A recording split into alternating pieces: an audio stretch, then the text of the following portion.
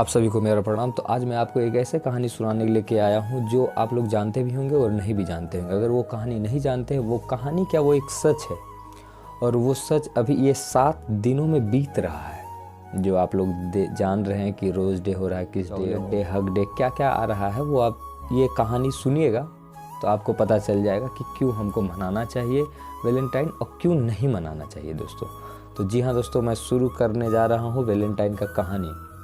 तो वैलेंटाइन एक ऐसे पुरुष हुए जो यूरोप में जन्म लिए। वो एक अच्छे छात्र भी थे, बहुत अच्छे पढ़ने में थे। तो वो पढ़ाई लिखाई करते करते वो ईस्टर्न फिलोसफी पढ़ने लगे। जी हाँ दोस्तों, ईस्टर्न फिलोसफी पढ़ते पढ़ते वो धीरे धीरे वो पादरी बन गए।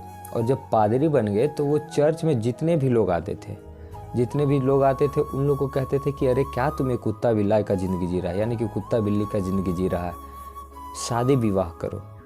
तो कहते थे एक पति और एक पत्नी ही सही है। लेकिन यूरोप में क्या था कि मतलब किसी से भी कोई भी मतलब जिसको जितना मन भर रहा है, जिससे मन भर रहा है उसी के साथ रह रहा है। आप ये पता नहीं लगा सकते हैं यूरोप में कि किसका बेटा कौन है। उसी प्रकार यूरोप में था। तो यूरोप में ये सब सभ्यता था। तो वैलेंटाइन जो थे वो बोलते थे कि ये सब मत करो, शादी करो और एक के साथ ही रहो। तो वहाँ रोम के एक राजा हुए क्लॉडियस को ये बात पता चलने लगा। जब क्लॉडियस को बात पता चला तो अपने दूत को बोला कि वैलेंटाइन को बुलाओ। तो वैलेंटाइन को जब आया तो उनसे पूछा कि ये सब क्या कर रहे हो। तो वैलेंटाइन बोला कि अभी मैं ईस्टर्न फिलोसफी पढ़ रहा हूँ और वो सब में यही सब है कि एक पति पत्नी ठीक रहता है, ये जानवर की ज़िंदगी, ये अच्छा नहीं है। तो जो क्लॉडियस राजा था बहुत ही धनवान, बहुत ही धनवान राजा था, चक्रवर्ती सम्राट जैसे कह सकते हैं हम लोग भारत में, वैसे ही था, बहुत धनवान रोम का राजा। तो रोम का राजा था तो वो बोला कि एक काम करो कि जो वैलेंटाइन है उसको फांसी की सज़ा दे दो। फांसी की सज़ा जो मुकर्रर हुई वो 14 फरवरी था। जी हाँ दोस्तों, जिसको आप लोग वैलेंटाइन डे के नाम से भी मनाते हैं। तो 14 फरवरी को वैलेंटाइन को फांसी की सज़ा हुई। तो जिस दिन उसको फांसी की सज़ा हुई वैलेंटाइन को, जिस दिन वो मृत्यु को प्राप्त हुए, तो जिन जिन लोगों को वैलेंटाइन ने शादी करवाया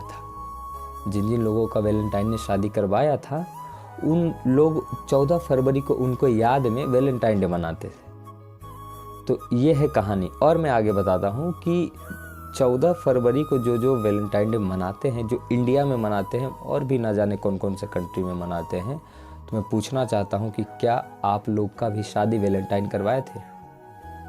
क्या आप लोग का शादी वैलेंटाइन करवाए थे जो आप लोग वैलेंटाइन डे मना रहे हैं? अगर नहीं तो फिर क्यों मना रहे हैं? और अगर करवाएं तो मनाइए।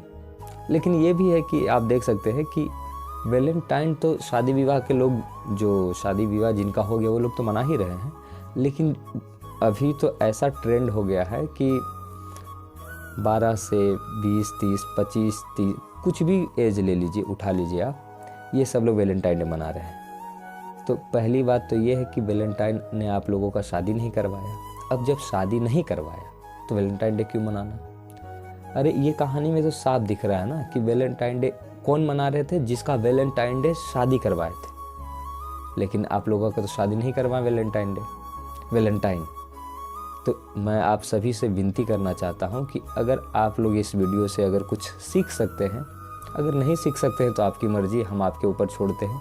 हम कौन होते हैं कि मनाइए और नहीं मनाइए कहने वाले। लेकिन अगर थोड़ा बुद्धि विवेक लगाएं तो ये हम लोगों के लिए नहीं है।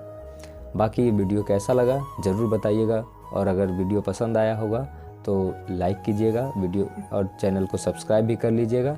तब तक के लिए जय हिंद।